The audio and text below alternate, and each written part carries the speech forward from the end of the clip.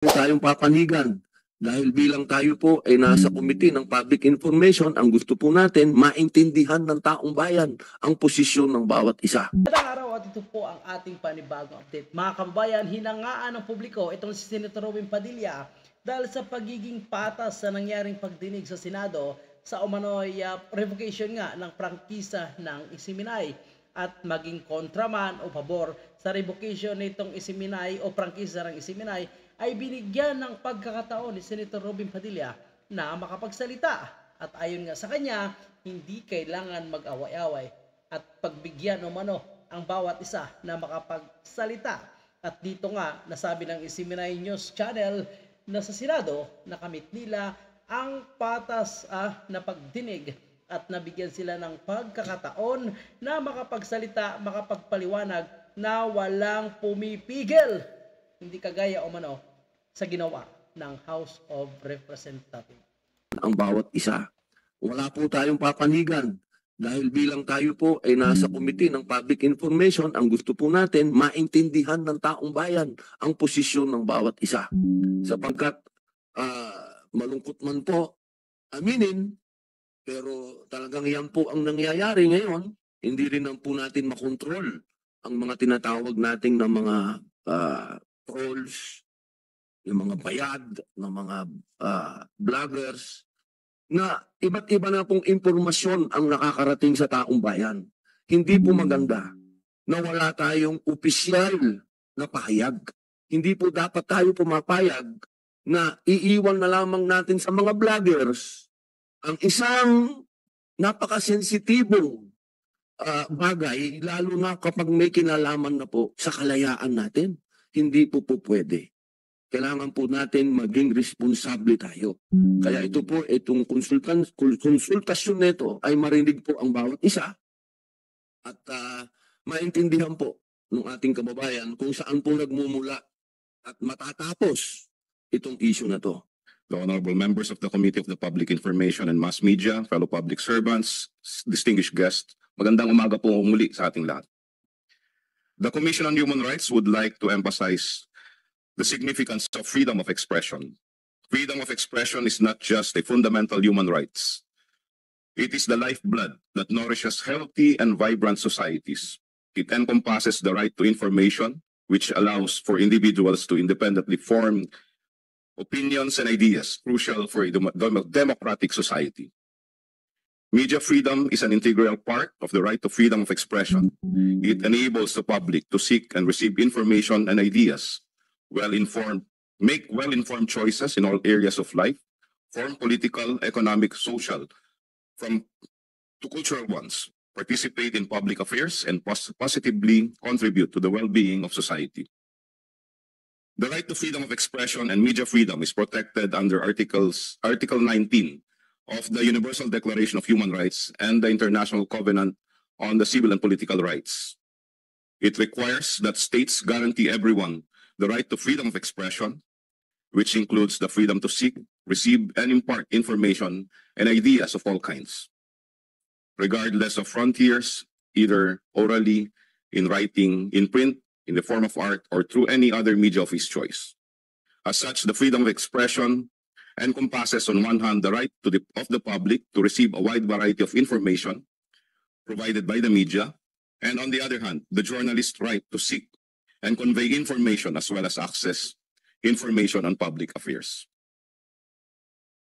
Not only international instruments protect and guarantee the rights of freedom of speech, expression, and of the press. More importantly, the own Constitution of the Republic of the Philippines, under Article 3, Section 4, guarantee these rights. It states that there shall be no law shall be passed abridging the rights of free speech, expression, and of the press. To end this statement, Mr. Chair, I would like to quote the general comments of the United Nations Human Rights Committee. And it states, freedom of opinion and freedom of expression are indispensable conditions for the full development of the person. They are essential for any society. They constitute the foundation stone for every free and democratic society. The two freedoms are closely related, with freedom of expression providing the vehicle for the exchange and development of opinions.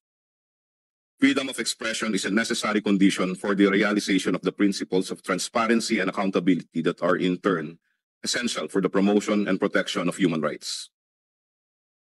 Among the other articles that contain guarantees of freedom of opinion and or expression are other articles under the International Covenant on the Civil and Political Rights, and this involves the right to privacy, right to religion, right to suffrage, and several other rights. The freedoms of opinion and expressions form basis for the full enjoyment of wide range of other human rights. And this, as I said, the freedom of expression is integral to the enjoyment of the rights of freedom of assembly, among others, and association, and the exercise of the right to vote. End quote, Your Honor. Thank you, Your Honor. Regarding the press freedom in the Philippines and its possible consequences. The National Press Club of the Philippines, this is the oldest and the biggest media organization in the country, has witnessed the exercise of press freedom in the country in its more than 7 decades of existence po. Nasa 72 years na po ang National Press Club. It has... So kung pakinggan po natin mga kababayan, so mayroon silang pagkakataon na magsalita, tapusin ang kanilang mga statement na walang sumisingit, na hindi pa tapos ng paliwanag, hindi pa tapos basahin ang kanilang mga statement. Minsan, sa ibang nangyaring pagdinig sa Senado man o sa House of Representatives, minsan sinisingitan at agad tinatanong, which is improper po para sa ginagawa nila. Dahil ang kanilang usapan dyan ay dapat ay magbasa muna ng kanilang kanya-kanyang opening statement, tsaka na lang pupunta doon sa question and answer kung ano man ang pwedeng itanong sa bawat isa. Dito kay Senator Robin Padilla, talagang nasusunod po base po sa ating obserbasyon. So binigyan niya ng pagkakataon na magpaliwanag ang bawat isa, lalong-lalo na sa issue ng press freedom. Kasi kalayaan ng malayang pagpapahayag ang pinag-uusapan dito. At dahil nga sa panggigipit sa isiminay, parang nabayulit nga ang kanilang kalayaan na magpapahayag. Lalo na gustong i-revoke ang kanilang prangkisa at ngayon under suspension sila at indefinite nga. Ibig sabihin, walang exact date kung kailan po matapos ang kanilang suspension. This resist the storms in all sorts of trials and threats to press freedom. To this day, the National Press Club stands as one of the symbols of the country's free and working democracy. With the proliferation of the content creators or the so-called bloggers or bloggers in various social media platforms, the National Press Club imposed stricter policy in the acceptance of its members. These bloggers and vloggers can become members of the NPC only if they belong or part of legitimate online media websites. So these bloggers and vloggers have given a new meaning to the press freedom and the practice of journalism in the country. They make the public believe that they are part of the mainstream media by creating and delivering their messages to the public through various media platforms without the benefit of being subjected to rigorous editing and or editorial control. In short, they were not accountable to anyone, not even to themselves. Most of them were encouraged to post because online platforms were paying them good money, which traditional media owners could not match. The most unfortunate part is that they could post everything and anything under the sun, which often result in confusion and misinformation among the public. Indeed, these so-called content creators have been redefining the rules and boundaries of journalism and the meaning of press freedom, with many of them not trained on traditional mode of reporting. They could not care less about journalism code of ethics. So it is therefore the responsibility at the National Press Club to keep that flame of truth, accuracy, justice, and fairness that define true journalism and press freedom alive and burning. There's nothing wrong with being a content creator or social media practitioner. However, it is our duty to impart to them that they have responsibilities and duties that must be observed. Those who enter the media industry must adhere to the codes of journalists live by, such as accuracy, truthfulness, and fairness. So as to the consequences, aware and knowledgeable of the freedom of expression and of the press that has been freely exercised in the country, experience mainstream media, avoid going beyond the boundaries and limitations in the profession. They know for a fact that doing this will result to cases relating to ordinary libel. We also have these cyber libel laws, the violation of the violence against women and children, the anti-terrorism law, and the national security law, among others. NPC members are kept informed of their duties and responsibilities in the exercise of their profession and warned the possibilities of facing such charges if found to be abusive of the freedom given to them by the Constitution.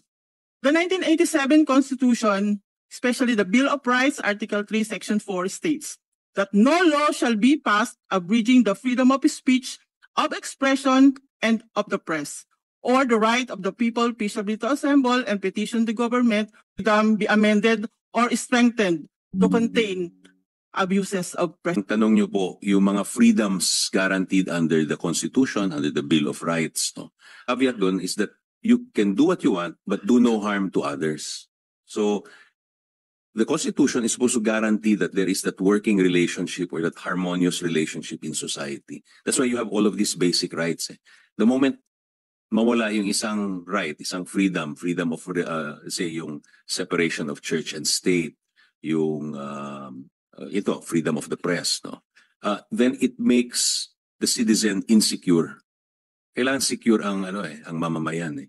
Ang DOJ po kasi as the principal law agency of the government, isa po sa mga mandates namin is to provide comments and legal opinions on certain legal issues, including proposed legislative measures or bills upon request of other government agencies.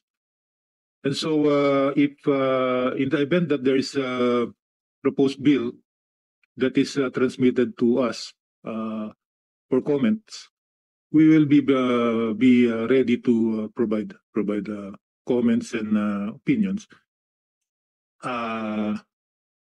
Yun lang, Your Honor, and we siguro in principle, if there is a bill, proposed bill that will be filed, promoting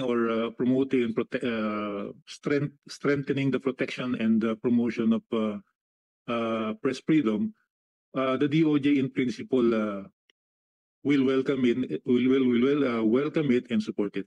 Kung itanong, ito po ay sa DOJ.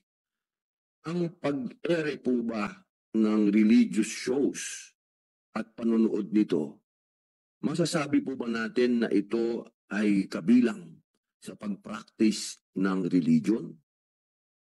Yung po bang sa SMNI po kasi meron silang mga religious shows. Yung po ba sa atin pong pananaw, yun po ay yung mga taong nanonood po nito, kanila pong ginagawa, pinapractice ang freedom of religion pagka nanonood po sila sa SMNI na mga religious shows? Initially, Mr. Chair, sa tingin ko, yes. Yes. It is one of the modes of practicing one's religion, which is also constitutionally guaranteed.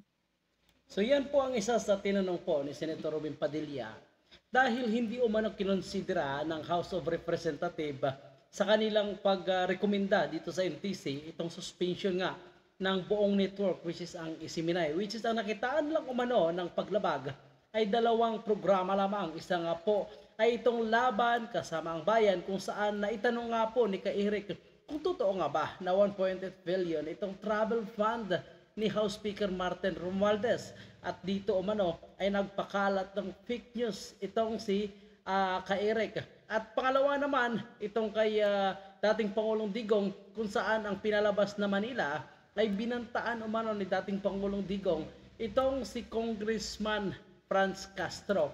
Pero ang kaso ni Franz Castro ay ibinasura nga po ng korte at dahil wala umanong sapat na basihan itong pag-claim ni Castro. So kung tutuusin mga kababayan po natin, walang basihan ang kanilang recommendation na suspension dahil ang korte na nga nagdesisyon na walang basihan itong akusasyon ni Castro. Pero tuloy pa rin ang suspension. So iyon ang binasihan umano ng House of Representatives, itong mga sabihin natin mga bata-bata or atakdog nga ni Tambaloslos, at tinuluyan na nga po nila, pinasa nila sa 3 pagbasa itong pagkansela ng prangkisa nitong Isiminay. Ngunit hindi nila umano ikonsidera itong mga programa na mas marami sa Isiminay. Kasama nga itong online platform kung saan ay nagpapangaral po ang miyembro nitong simbahan ni Pastor Apollo Kibuloy patungkol sa magandang balita ng ating Panginoon. Itong mga health advice, mga legal advice, marami po. Itong mga news update and mga ano pa ba. Basta marami pong pinapakita dyan mga kababayan po natin. Mga international event, national event po natin, mga kino-coverage dyan. May nagko-coverage sa Senado, sa House of Representatives, sa event ni BBM. So marami po mga kababayan po natin. Which is palagay po ni Senator Robin Padilla, ito po yung nilabag ng NTC, MTRCB, at lalo na itong House of Representatives sa kanilang pagplanong i-revoke nga umano itong prangkisa ng Isiminay. Pero ongoing pa rin ito mga kababayan po natin.